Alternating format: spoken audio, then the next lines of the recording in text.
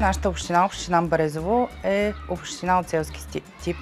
По-голямата част от населението тук е застаряващо, като 95% от къщите в общината са енергийно неефективни.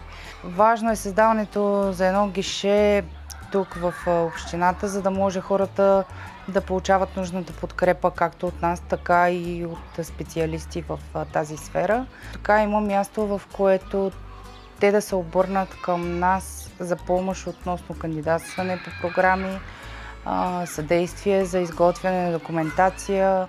Също така ще получат нужната информация за това как по-точно могат да си подобрят жилището, за да бъде по-енергийно ефективно, за намалянето на месечните разходи, които има всяко едно домакинство, и както за по-добро качество на живот.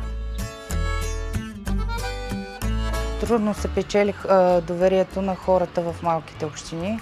Голяма част от гражданите се притесняват, след като кандидатстват и инвестират част от средства по дадена програма, дали няма да бъдат измамени, съответно да не бъде изпълнена програмата, да бъде прекъсната и така нататък. Като ние сме създали по проект Ревъртър, същия проект, по който е създадено едното гише, онлайн платформа, на която също гражданите могат да се свързват с нас и да ни задават въпроси, както и да си записват часове за консултация. Стараем се да бъдем максимално изчерпателни в отговорите на тяхните въпроси. Организираме информационни събития, на които също участват голяма част от гражданите на общината. Там те свободно задават своите въпроси към професионалисти в тази сфера, било то фирми, изпълнители или професори, които се занимават с този тип, с този проблем, така да се каже. Много ми се иска за бъдеще да има повече програми за по-малките населени места, защото реално те са, бих казала, най-потърпевши. Повечето къщи са еднофамилни, почти нямаме многофамилни жилищни сгради тук на територията на нашата община. Най-трудно хора като от нашия тип община, застаряващо население, имат възможност да подобрят каквото и да е по дома си. Програмите са ни доста ограничени за момента, по който може да кандидатстваме.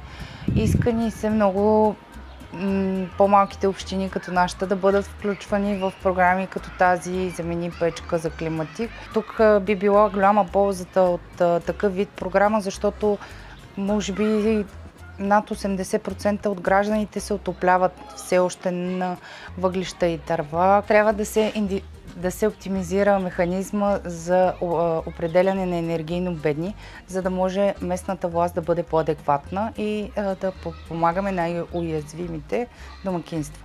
Какви са следващите стъпки в развитието на проекта тук на гишето? Дали сте мислили в тази посока? Като цяло искаме да си го запазим гишето. Така се затвърдява това, че искаме да се опитаме да бъдем по-енергийно ефективни. Реално хората не го смятат това за проблем за сегашно време, но за бъдеще, според мен, ще става все по-голям и по-голям проблем, като това е единствено в полза на гражданите. Въпросът е, както казах по-рано, да им спечелим доверието, за да ни търсят за съдействие по-често.